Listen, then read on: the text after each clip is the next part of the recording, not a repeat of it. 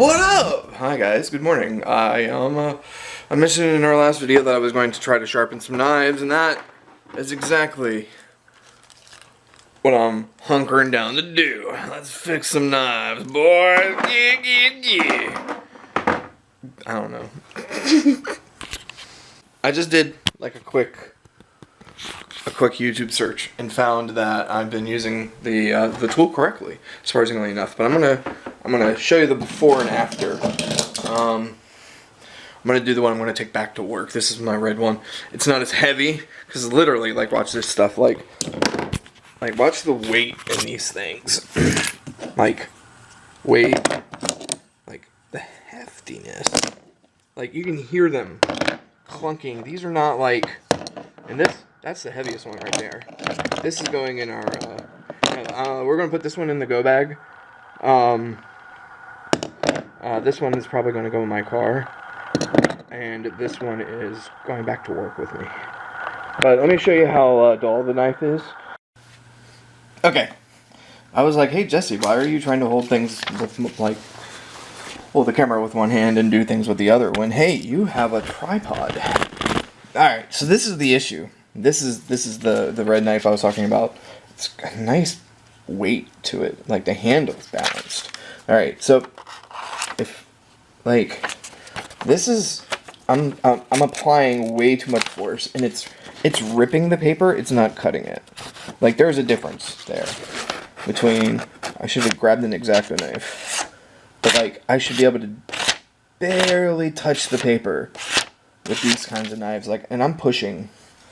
Let's cut myself on camera here. Like that. Like I don't know if you can tell how much pressure I'm putting there, but it's not sharp. So, with that said, we're gonna turn this bad boy on. And we're gonna sharpen some blades.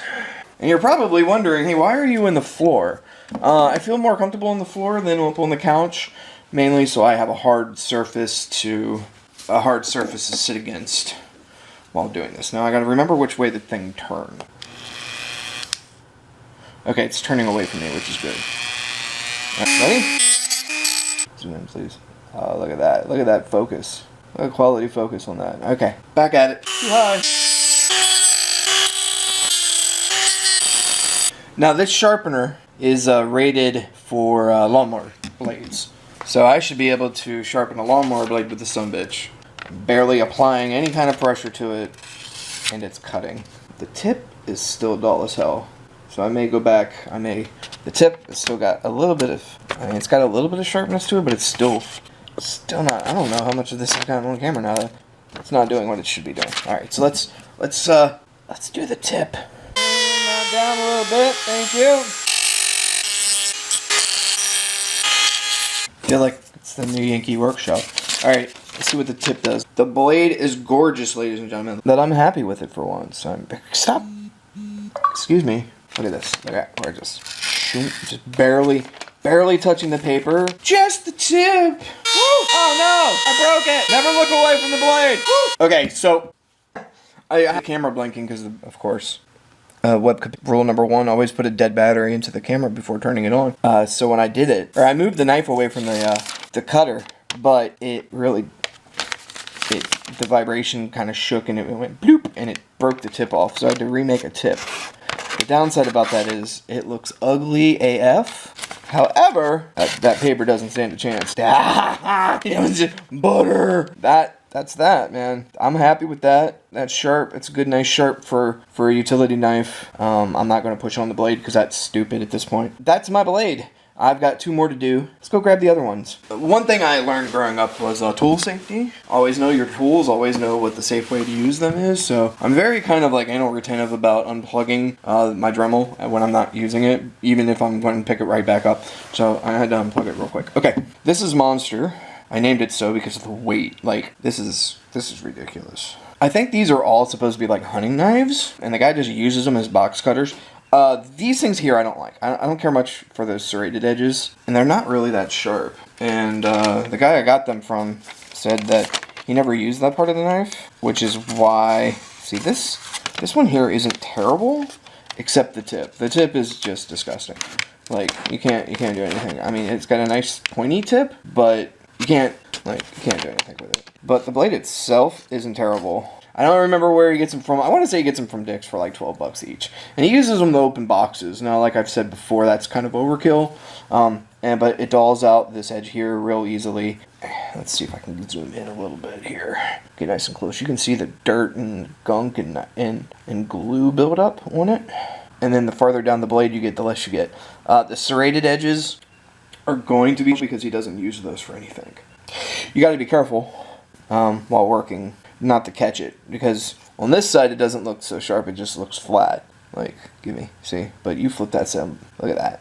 That looks dangerous. See, it's very kind of like, oh, that doesn't look terrible, and then you're like, no, I'm gonna skin you alive. All right, like I said, the weight, it's really well weighted for balance. And when I talk about balance, I talk about it's easy to find like the balance point and it not be blade heavy. And I mean that by a lot of the times all the weight would be in the blade because it's a really good blade. Well, let me rephrase that. It's not a good knife, but the blade is real good, so the blade is real heavy. And then the handle is a piece of crap, and there's no weight in the handle. Noticing this has a balance, which means all the weight is in the handle, but it's not an obnoxious amount of weight. You still feel the blade, and you still know there's one there, but you know where to hold. You know, that's probably one of the most old person things I've ever said, is describing the balance of a blade. I'm handicapped, and I'm balancing this knife on my hand. Let's cut the chit-chat and get down to brass tactics.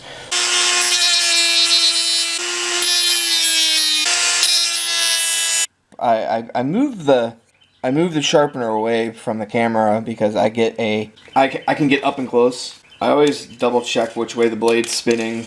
One of the reasons why I guess this is best used for lawnmowers and like chisels and stuff is because lawnmowers and chisels have a straight blade. They're not curved blades. And I noticed as I was going in, like as I'm going, this is a real good, and as I pull back, I lose a lot of control. Like this part right here is nice and good, but then the moment I get here, there's so much wiggle. The blade just wants to do whatever it wants to do.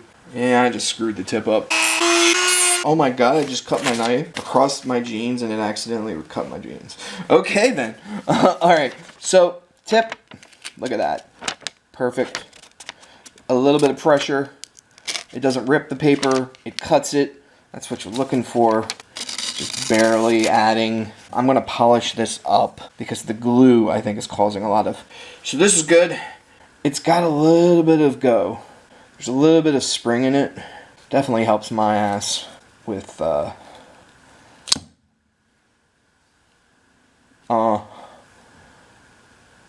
Okay, so let's get on to the last knife. Pretend that never happened. Holy shit! The last knife, we're going to put in our to-go bag, our go bag, for a couple of reasons. One, it looks like a nasty knife. It looks like if someone went to attack us and I whip this out, they're going to step off. It gives you a nice grip on it. You can either use the tab or the knife itself comes out. Now look at the knife itself. It's a little uglier. It doesn't have the serrated, which is cool, which I like. However, yeah, this is a police labeled knife. I don't think it is an actual police knife. But imagine if I whip this sumbitch out. Like, how freaked out is attacking me going to be? There's nothing there. This is going to be fun to sharpen because not only is the blade like double rounded, I've got a beveled mark here. Oh no. The knife doesn't fit into the guard. That sucks. That means we're going to have to do this the old-fashioned way.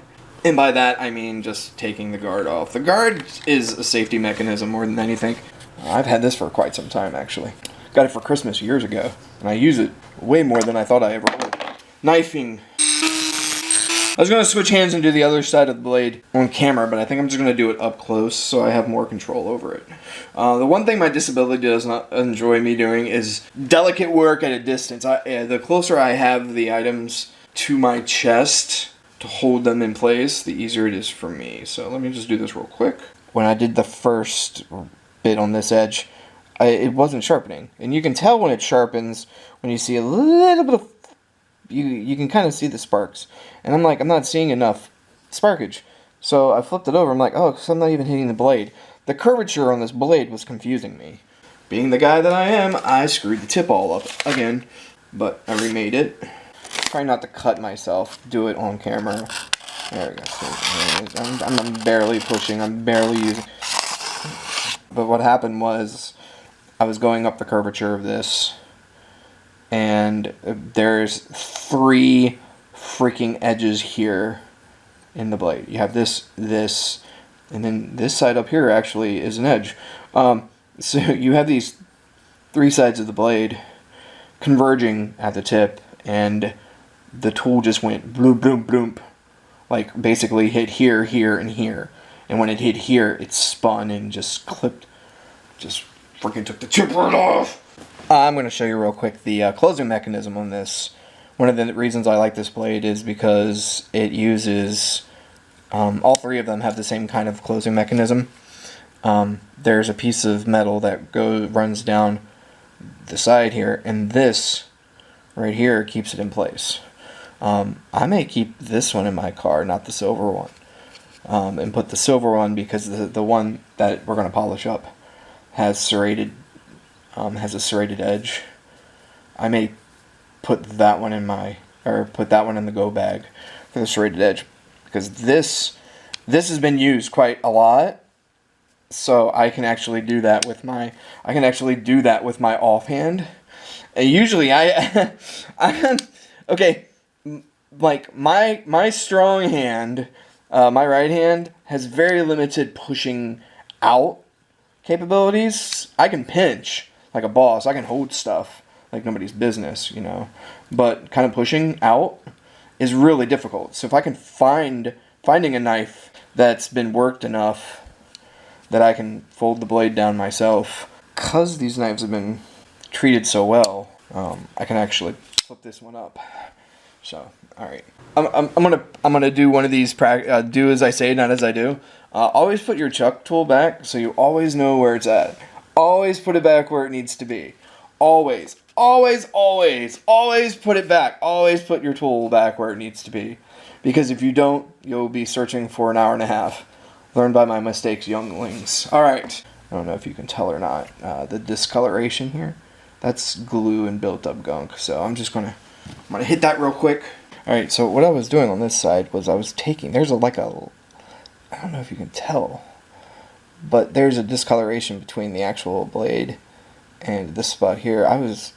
There's a top coat of paint or something that I was taking off that I didn't notice until I started taking it off.